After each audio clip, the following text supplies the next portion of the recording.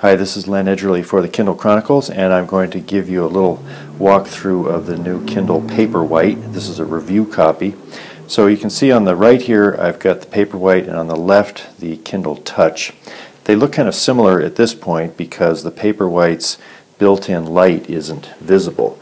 But if we turn the Touch on, and you'll recognize that screen, and now you're going to see something completely different. And when you turn it on, it's now come to life. You swipe in any direction on this. It doesn't matter where you swipe. It's not constrained. And there's the difference. You're seeing almost an LCD type brightness, but it's a soft light that is shining down into the screen and makes it very easy to read, of course, in the dark as well as in the light. The way it's controlled on the home screen, there's a button here, and you'll see that if you take it all the way down, the screens are very similar. Now you're still looking at the underlying e-ink screen, but if you take it all the way up on the brightness, you reveal the brightness of the Paperwhite.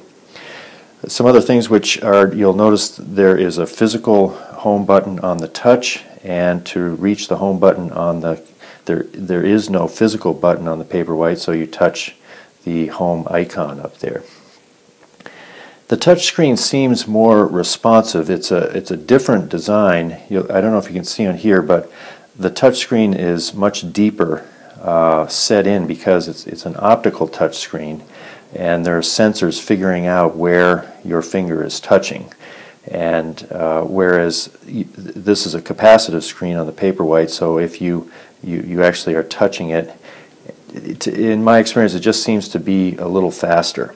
And if you're going to highlight something, the motion of dragging is very quick on the Paperwhite. It's of course not bad on the Touch as well. It's similar, and but you'll feel a difference. In my use of it over the past couple of days, the responsiveness of this screen seems better than the other one.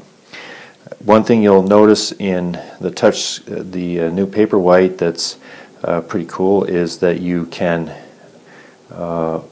see how much time it's going to take for you to read to the next chapter. So in other words, if I queue up War and Peace here, I'm still reading War and Peace, and I go to the menu and I go to Reading Progress there. I touch that, and I've got some choices. I can choose Time Left in Chapter, and now I don't know if you can get down there to see that. You probably can't, but it's saying 4 minutes left in chapter. So in other words, it's timing how quickly I'm reading it and telling me that, you know, if I'm about to fall asleep and I want to get to the end of the chapter, I've got 4 minutes to go there. Page turns, I think, are supposed to be a little faster on the Paperwhite. So there's the speed on the Touch. Paperwhite, it's noticeably faster. If we do a little test here, I'll try to tap at exactly the same time, and the Paperwhite is just jumping ahead, so you've got a little faster speed on that. The weight of the Paperwhite is essentially the same as the Touch. The Paperwhite is 7 3/4 ounces. The Touch is 7 5/8 ounces, so just 1/8 of an ounce difference. But one thing that I think will probably be the case is that if you put the standard case on the Touch, which has the light in it, which is, you know, by far the best way. You know, there are other lights out there, but with this built-in light to the case, you've got a nice cover for the Touch. Well, the Touch is not available anymore, so this is just sort of showing what's improved. The weight of this cover with the light is 12 7/8 ounces.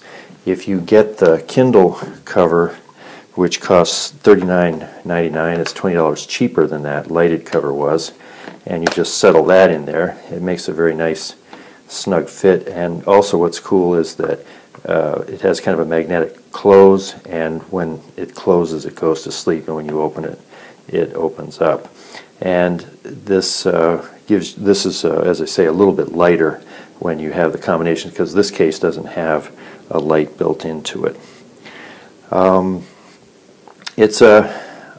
think it's a pretty significant improvement in this basic touch Kindle, or this is now the top of the line Kindle, and I think that if you're you're ready for a new Kindle, certainly the touch works great, and but the cleaner design and the speed, and especially the built-in light, make the Kindle White certainly worth taking a look, and it's become, I'd say, my favorite Kindle at this point.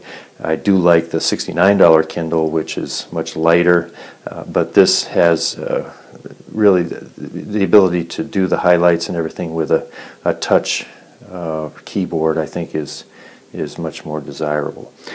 Some things it doesn't have, of course, is there's no place for you to do audio, and there are no speakers. There does seem to be like a microphone in here. I wonder if there is a microphone built in for future use, and there's no physical home button.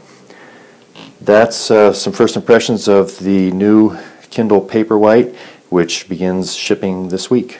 This is Len Edgerly for the Kindle Chronicles.